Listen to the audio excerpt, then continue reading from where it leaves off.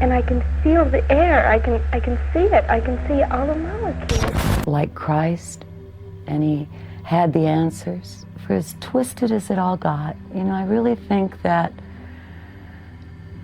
I felt that I had met insane. I mean, there was no evidence of Ruby being mentally ill prior to West's exam. Be a race war, that he was the Messiah, that he and his followers would go out in the middle of the desert and wait till the war was over.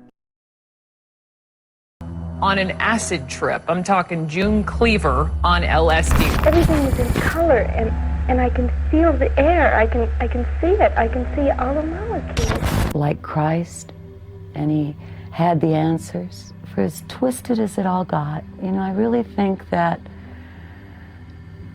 I felt that I had met someone that by being around him would have a positive change.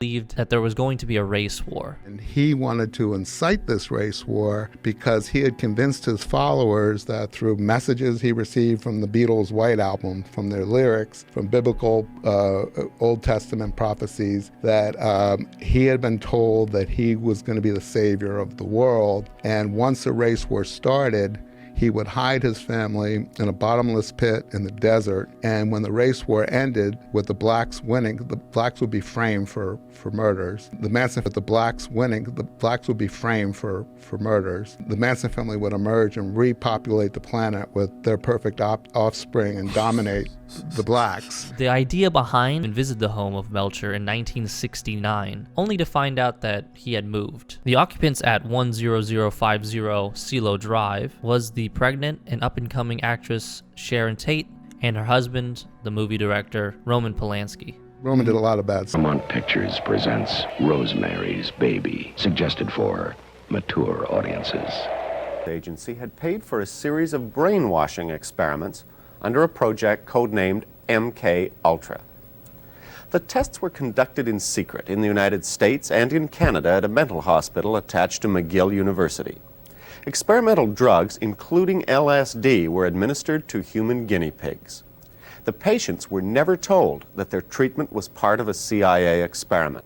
Hundreds straight out of a movie. When MK Ultra ended in the 1960s, other secret projects would follow. But uncovering information about Manson's shady parole officer. What I've proven is that he was getting leniency from the federal government. The person who represented the federal government there was his parole officer, Roger Smith, the federal parole officer.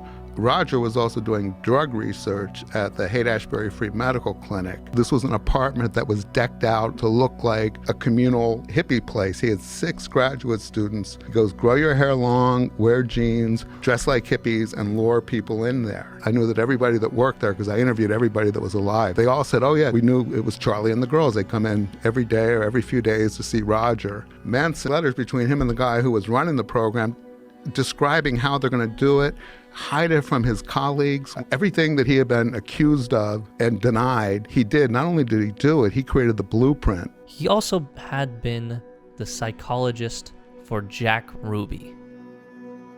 Bullet theory? I immediately thought, this smells like bullshit. The single bullet theory is all about what it does after it emerges from Kennedy's neck.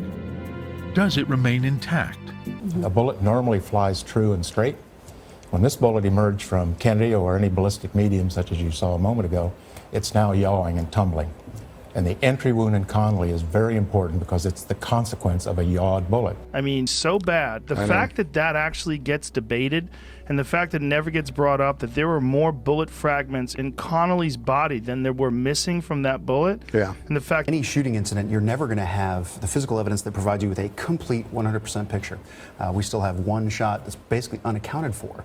Mine goes to the Dallas County Jail to examine Ruby in preparation for a psychiatric review, emerges from the county jail and there's press waiting for him, and he announces that within the preceding 48 hours, Ruby had a psychotic break. He couldn't return to sanity. He had audio and visual hallucinations during the exam. He said Ruby hid under a table because he thought there were people in the room trying to kill him, told Wes that he could hear children's screams outside his jail cell as they were boiled alive, and Wes said he's completely insane. I mean, there was no evidence of Ruby being mentally ill prior to Wes' exam.